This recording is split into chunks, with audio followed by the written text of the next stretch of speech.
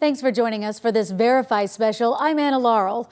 All year long, we work to verify questions for our viewers on things like how to avoid scams, tips to keep your kids safe, and more. Let's start with seasonal allergies. They're a big deal here in San Diego County with our ranging microclimates. Here's Megan Bragg on what you should know about allergies. According to the CDC, a quarter of adults and 1 in 5 kids in the U.S. suffer from seasonal allergies. But there are some common myths surrounding seasonal allergies, so let's verify. Our sources, the Allergy and Asthma Network, Family Allergy and Asthma, Asthma and Allergy Foundation of America, and Dr. Alec Gupta, Allergy and Immunology at Atrium Health. The first claim, pollen from flowers is the leading cause of allergies.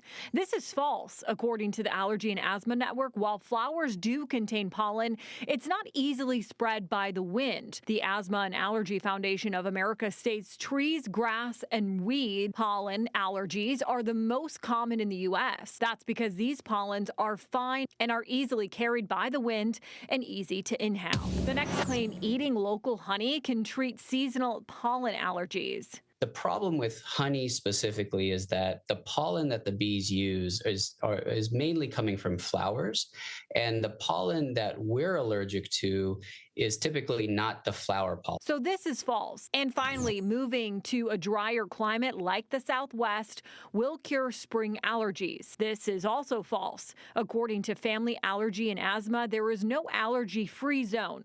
Desert plants can produce pollen like sagebush, cottonwood, and olive trees. The timing of your allergies may be different, but may not vanish altogether. With your Verify, I'm Megan Bragg. Now, every year when spring rolls around, for some it could mean a time for those pesky allergies, but it could also mean time for spring cleaning. Mental health experts say it could be good for your overall happiness. Megan Bragg verifies. Percent of Americans plan to spring clean this year, and I guess we're getting cleaner because that's up 10% from 4 years ago. So while more people will be scrubbing their homes, is it actually good for your mental health? Let's verify. Our sources, Dr. Adam Borland, clinical psychologist with the Cleveland Clinic, the American Cleaning Institute, and a study from the Princeton University Neuroscience Institute. We're coming out of maybe a sense of hibernation. And when we are able to go through our homes, our apartments, wherever it is that we're living, and go through and begin to reduce some of the clutter, it really can feel like a new sense of beginning. According to Dr. Borland, spring cleaning allows us to regain a sense of control and accomplishment, which can help with anxiety and depression. Princeton University compared the impact of living in cluttered versus organized spaces and found people living in cluttered spaces were coping with an overabundance of visual stimuli, like shoes on staircases, dishes in the sink, wrinkled clothes, and so on. And they found that kind of overload caused more stress. It can feel overwhelming tackling all those rooms or all that mess at once. That's why Dr. Borland says take it one step at a time. Maybe one shelf in one cabinet, and you view that as your goal, and you see that through to completion. And what that does is it helps to build momentum. The American Cleaning Institute says most Americans take their time tidying up throughout the year. 80% engage at least once a year, 9% engage every other year, and 5% engage every 3 to 4 years. And 6% either engage less often than either 4 years or never spring clean. So it's more like a marathon than a sprint. But at the end of it all, experts say you will feel better about your space, which can reduce anxiety and stress. With your Verify, I'm Megan Bragg. This year, the United States reached the highest number of measles cases since 2019. Health and Human Services Secretary Robert F. Kennedy Jr. recently claimed that doctors treated measles patients with cod liver oil that contains high amounts of vitamin A. So now many people are wondering if vitamin A can actually be used in measles treatments. Let's verify. Our sources are the World Health Organization, the Centers for Disease Control, Memorial Hermann, and the Baylor College of Medicine. According to the World Health Organization, complications are common in malnourished children, especially those low in vitamin A. So the WHO does recommend vitamin A supplementation, primarily to help prevent those complications. But CDC officials stress it's no substitute for vaccination. A is given to children with vitamin deficiencies in resource-poor settings to somewhat speed recovery from measles. It does not treat measles. It does not prevent measles. So the claim vitamin A can be used in measles treatment needs context. While it can be effective as part of an overall medical care plan, it does not directly fight the measles virus, nor does it prevent infection. Sometimes when people need help, they're unable to say it out loud, and that could be because the person hurting them is somewhere nearby. That's why a hand signal was created. Verify's Megan Moleris explains. Spring break's underway and travel advisories in effect. Safety is second to none. It's why a certain hand signal is handing out reassurance on Instagram. That right there is the universal help signal. Know it, memorize it, share it. So let's verify, is there a universal help signal that can alert others you need help? Our sources are Connie Chesner, communication and self-defense expert, and the Canadian Women's Foundation. The claim needs context. The Canadian Women's Foundation created the gesture in April 2020 after a reported increase in violence during the pandemic. It gained global promotion from the World Bank, but is still fairly new. If you go out into an average, gathering of people, a restaurant somewhere, and ask folks, I would say more than 80 to 90% of the people would not know what that symbol meant. It's also a catch-22. By the time it gets to be that critical mass of enough people knowing, now the people who are ill intent, the criminals, the bad guys, however you want to say that, they also are going to be aware. That's why many airports and bars have more discreet safety campaigns. In the bathrooms, there will be signs that will talk about domestic violence, human trafficking, all of those things, and will provide a code that works within that facility and which the staff has been trained to recognize. Why the bathroom? Because it's one of the few places you're likely to be separated from the person putting you in danger. With your Verify, I'm Megan Moleris. All right, that's good to know, Megan. Thank you. Coming up, the nightlight in your kid's bedroom could actually be the reason they cannot fall asleep. Our Verified team has more on just how much light could be too much. Some viewers wonder if skimping on sleep could lead to foraging through your fridge.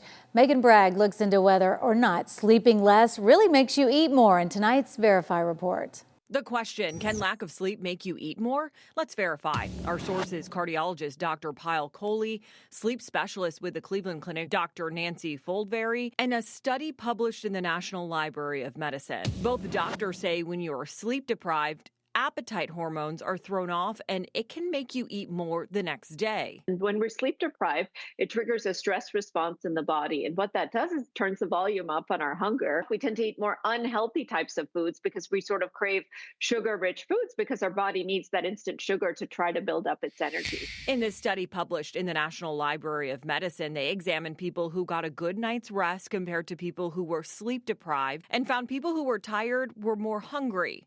And before you grab for that afternoon cup of coffee, Dr. Foldberry says caffeine might not be the best fix. Caffeine can have a widely variable half-life. It can linger in the central nervous system far beyond what you might expect.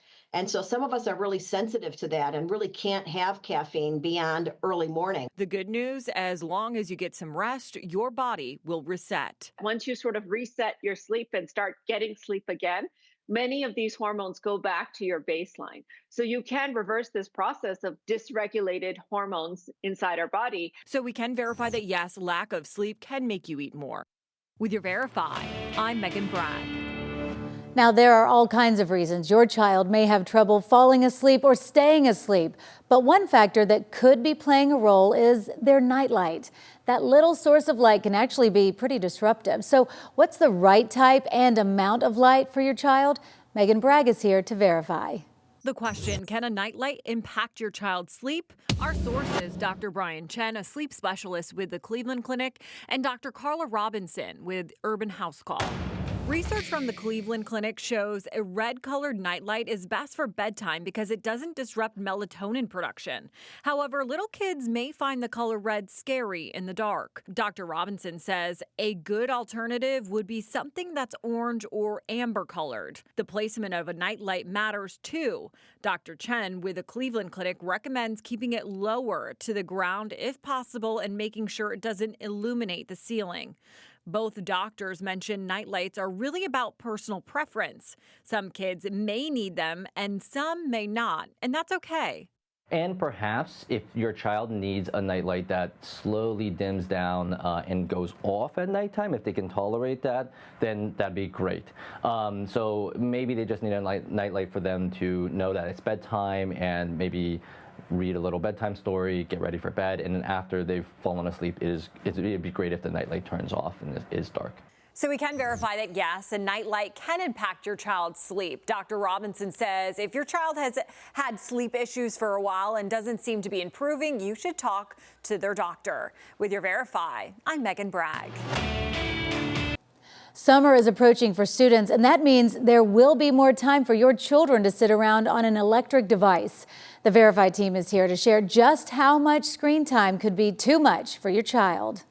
Well, kids are looking at screens more and more, according to the American Academy of Child, Adolescence and Psychiatry. Children ages 8 to 12 in the U.S. spend about 4 to 6 hours a day watching or using screens. And teens, it's even worse. They're spending up to 9 hours a day on screens. So how much time should they really be spending on these devices? Let's verify.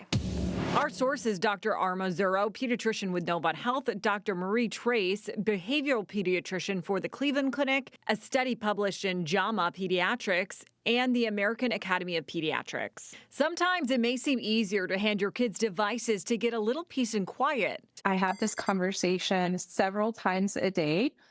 We certainly understand that technology is here to stay.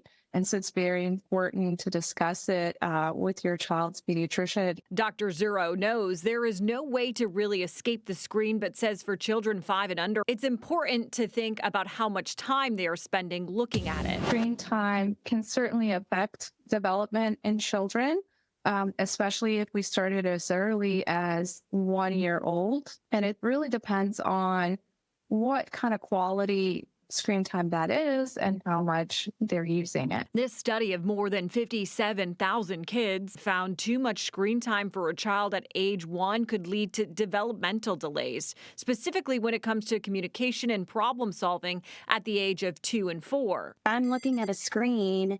There's not a lot that's being asked of me, right? Versus navigating my environment, playing with my toys, being outside. So what's the sweet spot? According to the American Academy of Pediatrics and the CDC, kids younger than 18 months should have no screen time except video chatting with family and friends. 18 to 24 months should only view educational videos with parental engagement. Age 2 to 5, no more than 1 hour a day. And age 5 and older, no more than 2 hours a day. With preteens and teenagers, there's no one size fits all. It varies by their mental health, social skills, physical activity, and healthy habits. With your Verify, I'm Megan Bragg. Does deleting an app on your phone mean your data is deleted too? You likely have dozens of apps on your phone. Let's say you start throwing some of those in your digital trash can. Well, what happens to your personal information that's on the app? Verify's Kaylee Marinetti finds out. If you're trying to clear up space on your home screen or there's an app you don't use anymore, trashing them is common. But what happens to all that personal information within that little square? Does deleting an app mean all of your data is deleted on it too? Let's verify. Our sources include Apple and Associate Professor of Computer Science at Bowling Green State University, Rob Green. So basically anything you've ever entered into an app in the history of your phone has the potential to be on your phone. So, I mean, our phones run our lives. So basically your whole life is available at some way on your phone. It's not clear if the same goes for other phone providers, but Apple states that if you delete a built-in app from an iPhone, you also remove any related user data and configuration files. That includes apps like your calculator, mail, and FaceTime. However, it doesn't say if that's the case for third-party apps like social media. So you may have had this experience where you delete an app and then you download it again and suddenly it sort of still has the same preferences and settings. That's because it didn't delete anything. But a home screen or app isn't the only place your information can be. Additionally, all that data is typically synced to the cloud somewhere, and companies have different policies about how they keep that data, what they do with it after you delete an app or you delete an account. Green says if you want to know what could happen with your information, you'll need to read those long terms and service agreements. And depending on the app, you might be able to delete all your information, emphasis on might. They may or may not do that. They may or may not agree to it. Most of the major providers, so for instance, if you have accounts with Apple or Google, you can log into those providers and actually get a record of all the data they have on you and make those types of requests to see that data and to have it deleted. So we can verify, no, if you delete an app from your phone, it does not mean your data is deleted too. With your Verify, I'm Kaylee Marentet. Still ahead, could driving slower actually save you money on gas? Our Verify team shares the answer that could help you save at the pump. There's warnings popping up on social media about unsolicited deliveries that may show up on your doorstep. The Verify team unpacks the fraud hidden in those freebies. If you've recently received a package with a QR code inside from an anonymous sender, there's a good chance it's a scam. And we're seeing warnings like this one pop up online. They're sending like free gifts to people's addresses. It's not going to have a return sender on it, but it's going to have your information, your name, your address. It's going to be a QR code on the package or in the package or something like that. You're going to scan the QR code, and once you scan the QR code, every bit of information in your phone is going to get sent to the scammer. Both the Federal Trade Commission, or FTC, and the United States Postal Inspection Service, or USPIS, are on to this. So here are a few Verify Fast Facts to help you spot this scam before you get tricked. First, receiving a package with no return sender listed is a major red flag. The USPIS warns that packages without return address information are being sent, including cards with QR codes. The QR code is sent under the guise that you need to scan the code to find out who sent you the gift or to get more information about the company that sent the gift, but it's a trick. Second, when scanning any QR code, it's a good idea to check that the URL of the site it takes you to matches what appears on your screen. As USPIS explains, a QR code can send you to a fake website that looks legitimate but is actually designed to get you to give away your personal identifiable information. And third, if you scan a QR code, the damage could be done before you even know it. The FTC says scanning a QR code could download malware onto your phone and give hackers access to your device. If you get tricked by a scam like this, the FTC says you should change your passwords right away, consider freezing your credit report, and report it to your local authorities as soon as possible. If you think someone stole your identity, you can get a personal recovery plan at identitytheft.gov. With your Verify Fast Facts, I'm Stephanie Haney. With gas prices so high, viewers are looking for ways to save at the pump. Verify's Megan Bragg shares how keeping your speed down could help.